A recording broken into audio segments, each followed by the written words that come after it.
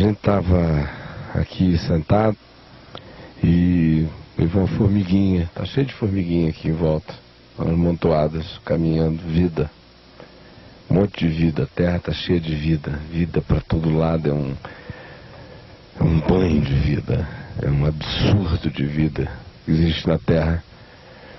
E aí de repente eu me vi pensando no absurdo que acontece, que as pessoas pensarem que Deus criou todas as coisas, as visíveis e as invisíveis, e a gente está aqui habitando, do ponto de vista do tempo e do espaço, uma coisa menor do que um grão de nada. Se a Terra fosse ser observada por um observador que tivesse em relação à Terra a mesma proporção de tamanho que eu tenho em relação a uma poeira, a gente iria ver que a Terra não seria vista por mim nem a olho nu. Ia ter que botar um super microscópio para enxergar a Terra, para você ver a insignificância do ponto de vista do tamanho, de tempo, de espaço, desse lugar que a gente habita, onde a gente se arroga a pensar que nós somos os donos de todas as coisas. É um nadinha. E aí dentro desse nadinha onde a gente está, o mundo, as pessoas olham umas para as outras e se julgam e dizem assim: este aqui é de Deus, aquele ali não é de Deus, este aqui está salvo, aquele ali está perdido, esta é a religião de Deus, ou este é o lugar onde Deus fala, fora daqui Deus não está falando. E quando confessam, por exemplo, a maravilha de João 3,16, que diz: porque Deus amou ao mundo de tal maneira que deu seu Filho unigênito, para que todo aquele que nele crê não pereça, mas tenha vida eterna. Ainda assim, a interpretação fica da seguinte maneira: Deus amou o mundo mesmo, para valer. Esse mundo perdido, desgraçado, safado, canalha, sem vergonha. Mas Deus amou essa porcaria. Amou tanto que mandou o seu Filho e que se encarnou em Jesus de Nazaré. Mas como aquela moçada inteira rejeitou a Jesus, Deus decidiu o seguinte: daqui para frente, se alguém disser que aceita, está aceito. Se disser que não aceita, está danado. Está no inferno, direitinho e bonitinho. E piorou ainda a situação do mundo.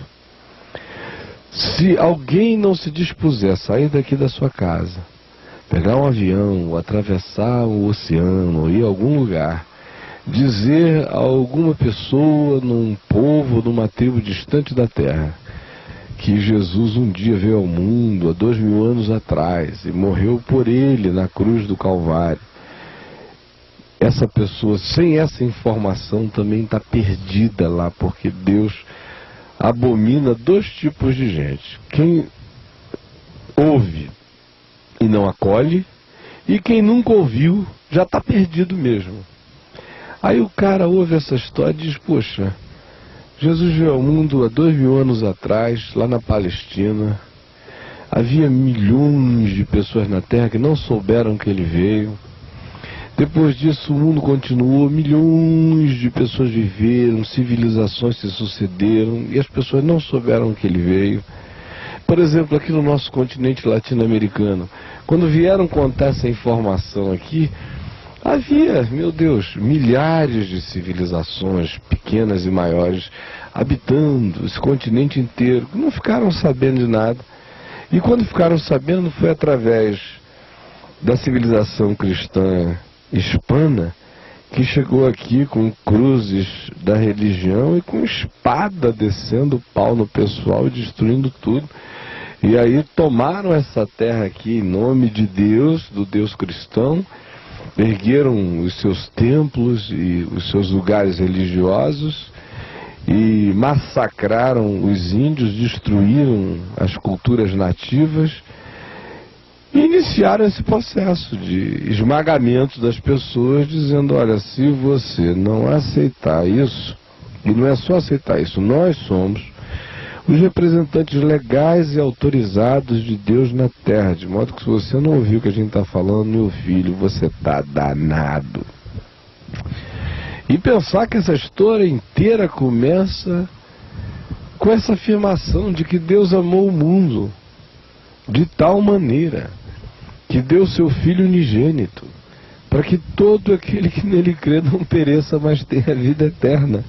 Aí o cara diz, puxa, eu preferia não ficar sabendo disso, porque agora vocês chegaram com espada na mão, descendo o cacete, oprimindo a gente, já chegam com um desamor enorme, afirmando que está todo mundo perdido aqui. O cara às vezes rejeita e não rejeita nem a mensagem, porque a mensagem a maioria nunca nem ouviu.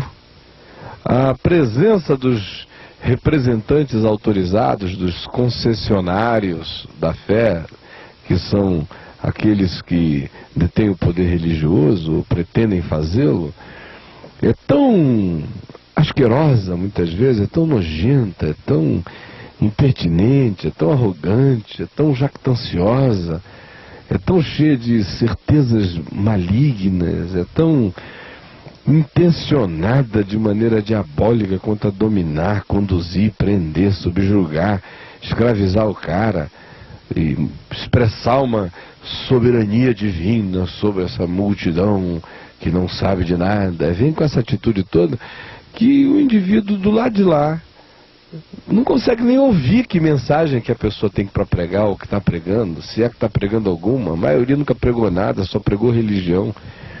E depois o indivíduo, com toda a razão, diz, olha, isso eu não quero, isso é um estupro, é uma violência que vocês estão fazendo. E aí o cara vira e diz, então você está no inferno, seu desgraçado, porque você acabou de rejeitar Jesus. Essa é uma historinha simplificada de como o amor de Deus vem sido vilipendiado e manipulado e endiabrado na terra. Porque o cara começa falando do amor de Deus e termina falando do diabo, do inferno.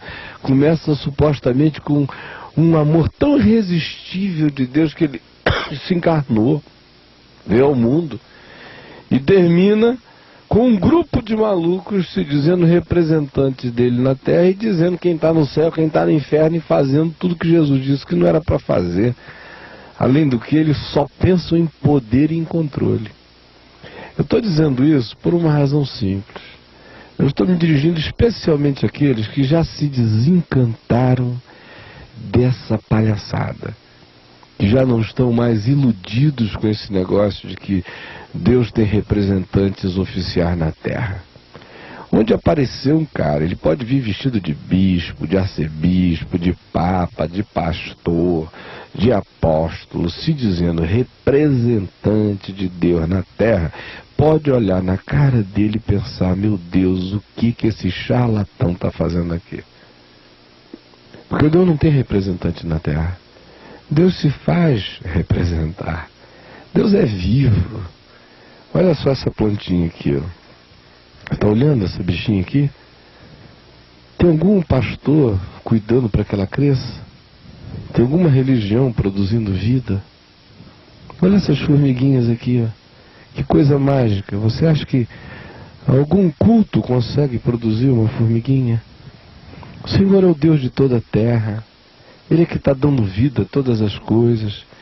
Eu estou aqui nesse momento agora, está batendo uma brisa gostosa. Tem uma igreja ar-condicionando o ambiente. Por que a gente acredita que Deus cuida de todas as coisas que concernem a vida? A natureza está aí produzindo exuberância de vida, graça divina.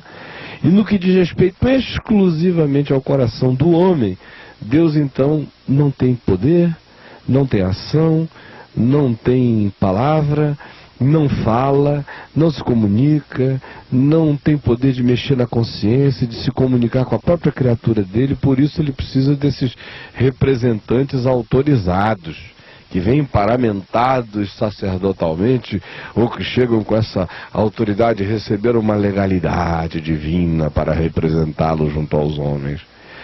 Só um ser completamente palhaço e empalhado